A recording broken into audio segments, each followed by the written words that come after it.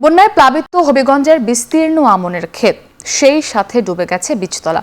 বন্যার পানি নামার পরও নতুন করে চাষাবাদ নিয়েও দেখা দিয়েছে শঙ্কা। এ বিষয়ে আরো জানাতে আমাদের সঙ্গে হবিগঞ্জ থেকে যুক্ত হয়েছেন কাজল সরকার। কাজল, নতুন করে আমন আবাদে কৃষকরা কি ধরনের সমস্যায় পড়ছেন জানাবেন, এবং উদ্ভূত সমস্যাগুলোর সমাধানে কৃষি বিভাগ থেকে তাদেরকে কোনো পরামর্শ বা সহযোগিতার আশ্বাস দেওয়া হয়েছে কিনা? দেখুন, হবিগঞ্জের যে উপজেলাগুলোতে মূলত আমনের আবাদ হয়ে থাকে সেই উপজেলায়, যেমন হবিগঞ্জ সদর, আজমেরীগঞ্জ, চুনারুঘাট এবং মাধবপুর এই উপজেলা এবং লাখাই এই উপজেলাগুলোতে সবচেয়ে বেশি আমনের আবাদ হয়ে থাকে এবং বন্যা আক্রান্ত হয়েছে এই উপজেলাগুলো। ফলে আমনের যে আবাদ সেটি কিন্তু চরম বিপর্যস্ত হয়েছে। অর্থাৎ যে কারণে কৃষকরা প্রথম অবস্থায় যখন আউশের বিপর্যয় ঘটে বন্যার কারণে, প্রথম দফা এবং দ্বিতীয় দফা বন্যার কারণে, এখন আবার নতুন করে আমনের উপরেও সেই আঘাত এসেছে।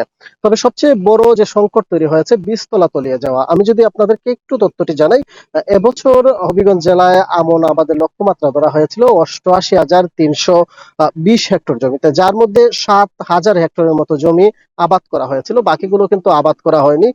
যারা চাষী কৃষক রয়েছেন তারা প্রস্তুত করছিলেন এবং যে প্রক্রিয়া সেটি শুরু করেছিলেন।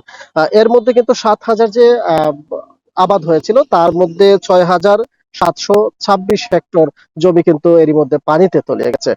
মূলত এখন যে জমিগুলোতে আবাদ হতো আমন ধান, সেগুলো মূলত পুরোপুরি তলিয়ে গেছে। আপনি বিস্তীর্ণ এলাকা জুড়ে দেখে মনে হবে না যে এগুলো আমনের জমি, অর্থাৎ পানিতে ডুবে রয়েছে সেগুলো। অন্যদিকে বীজতলা নষ্ট হয়েছে 373 হেক্টর।